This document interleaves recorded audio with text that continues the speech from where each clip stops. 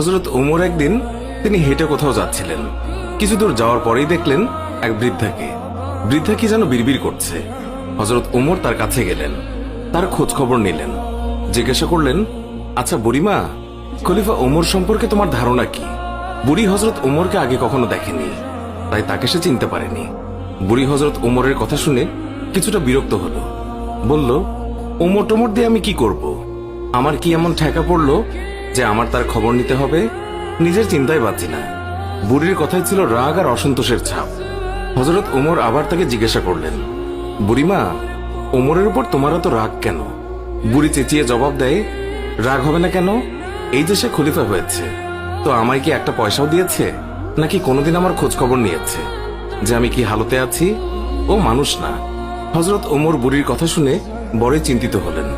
ঠিকই তো, আমি তো তার তেমন খোঁজ খবর নিতে পারিনি। তিনি কিছুটা নরম হয়ে বুড়িকে আবার জিজ্ঞাসা করলেন, আচ্ছা, তুমি কি অবস্থায় আছো ওমর কি করে জানবে? তুমি গিয়ে ওমরকে সব জানিয়ে আসলেই তো পারতে। বুড়ি জবাব দেয়, কেন? আমি জানাতে যাব কেন? ওমরই তো আমিরুল মুমিনিন, সেই তো সবার খোঁজ খবর নেবে, আর এই জন্যই রাষ্ট্রের দায়িত্ব গ্রহণ করেছে। রুক্ষ ভাষায় বৃদ্ধা জবাব দিল। হযরত ওমর শান্তভাবে আবারও বললেন, আচ্ছা, ওমর খলিফা হওয়ার পর তুমি যে কষ্ট পেয়েছ, সেই কষ্টের বিনিময়ে তুমি কত টাকা পেলে ওমরকে মাফ করে দেবে? বৃদ্ধার সাথে এইসব কথা চলছে। এমন সময় হযরত আলী এবং আব্দুল্লাহ ইবনে মাসউদ রাদিয়াল্লাহু তাআলা আনহু তারা এসে হাজির হলেন। তারা হয়তো কোথাও যাচ্ছিলেন। এসে সালাম দিলেন, আসসালামু আলাইকুম ইয়া আমিরুল মুমিনিন। আগন্তুক দুই ব্যক্তির মুখে আমিরুল মুমিনিন শব্দ শুনে বৃদ্ধা তাজ্জব হয়ে গেল। সে ভয়ে কাঁপতে লাগলো আর ভাবতে লাগলো যে ওমরের সামনে তাকে এত গালমন্দ করেছে। দারুণ অনুতপ্ত হলো বুড়ি।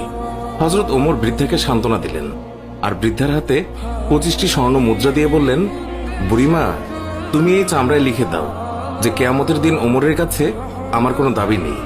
বৃদ্ধা তখন তাই করল। চামড়ার উপরে তা লিখে দিল বৃদ্ধা, আর হযরত আলী রাদিয়াল্লাহু তাআলা আনহু সাক্ষী হিসেবে তার উপরে দস্তখত করলেন। হযরত ওমর রাদিয়াল্লাহু তাআলা আনহু মুহাম্মদ রাসূলুল্লাহ সাল্লাল্লাহু আলাইহি ওয়াসাল্লামকে অনুসরণ করে তালি লাগানো জামা পরতেন। যখন তিনি মুসলমানদের প্রাণকেন্দ্র বায়তুল মুকাদ্দাস জয় করার জন্য বের হচ্ছিলেন, সেই সময় তার পরিহিত জামায় 17টি তালি লাগানো ছিল। যখন তিনি তালিযুক্ত জামা পরিহিত অবস্থায় জেরুজালেমের উদ্দেশ্যে রওনা হয়েছিলেন, সাহাবাদের মধ্যে থেকে কেউ একজন হযরত আলী রাদিয়াল্লাহু তাআলা আনহুকে বললেন, ইয়া আলী, হযরত ওমর রাদিয়াল্লাহু তাআলা আনহুকে বলুন অন্তত আজকের দিনে তালিযুক্ত কাপড় খুলে একটু ভালো কাপড় পরিধান করার জন্য, কারণ তিনি ইহুদি খ্রিস্টানদের দেশে যাচ্ছেন। তারা হয়তো আমিরুল মুমিনিনকে দেখে বিরূপ মন্তব্য করতে পারে। তারা তিরস্কার করে বলতে পারে